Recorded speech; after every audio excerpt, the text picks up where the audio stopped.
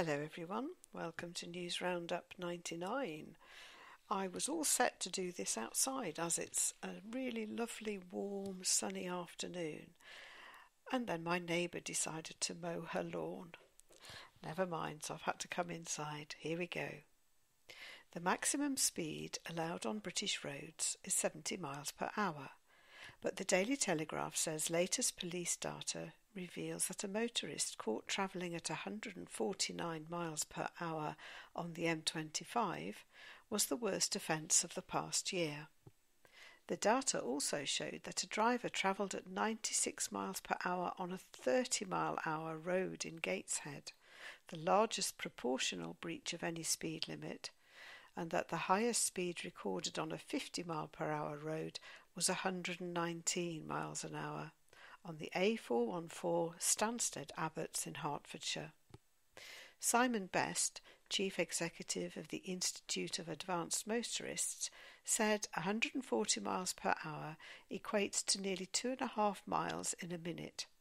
If anything goes wrong at that speed, you're unlikely to walk away and you are a grave danger to the innocent road users around you. Stupid people is what I would call them. It seems that Brits favour going abroad for their hen and stag parties. The Daily Star reports on a poll by www.sunshine.co.uk, which reckons that 77% of male respondents said that in the last 6 months they had been on a stag do abroad.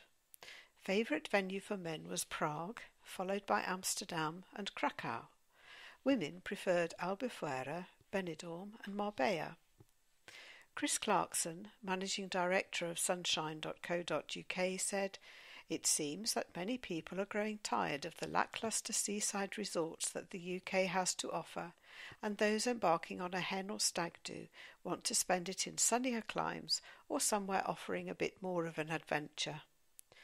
Why you can't just have a few drinks and a few nibbles at home is beyond me."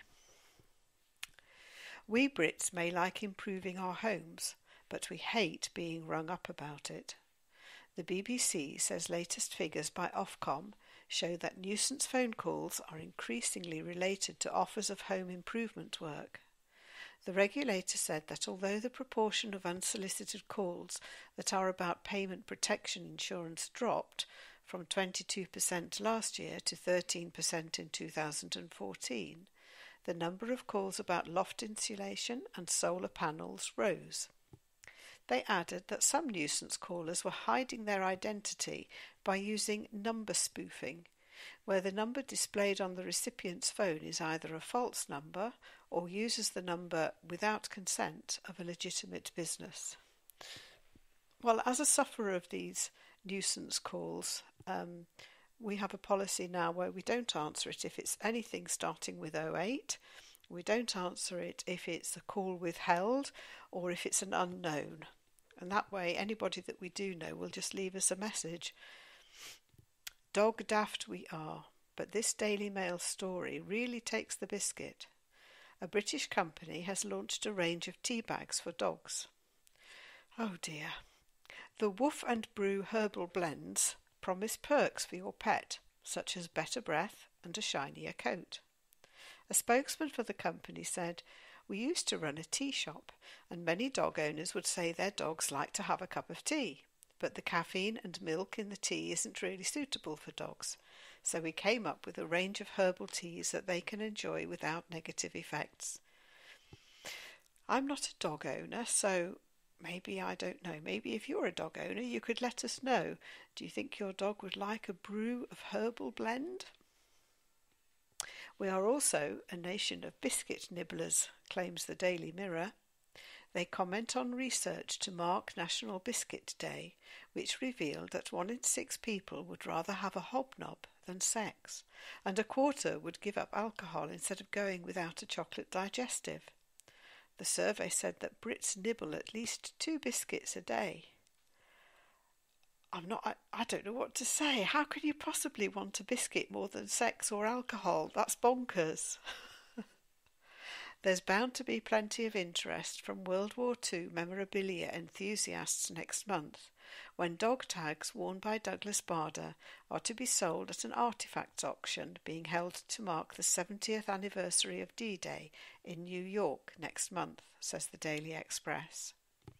Bader, a Battle of Britain pilot, lost both legs in a plane crash in 1931, but returned to the RAF fitted with prosthetic limbs. He bailed out of his fighter after colliding with another aircraft over Le Touquet in France in 1941 and was sent to Colditz as a prisoner of war after repeated escape attempts. He was held in the camp until April 1945, when the site was liberated. I remember as a girl watching an old black and white film about Douglas Bader, and it made a big impression. I was very impressed by him. Well, by his story anyway. The Daily Mail tells us that the government's Education Secretary, Michael Gove, is facing a growing backlash over plans to drop US literary classics such as To Kill a Mockingbird and Of Mice and Men, together with the Arthur Miller play The Crucible, from new English literature GCSEs. As well as fewer opportunities to include such texts on the new British-dominated syllabus, apparently Gove wants the exam to be more focused on tradition. Buffoon. Well, all I can say is it's a good job that this recording does not come with video, because if you could see my face, you'd laugh. I hope you enjoyed it, and I will speak to you soon. Bye-bye.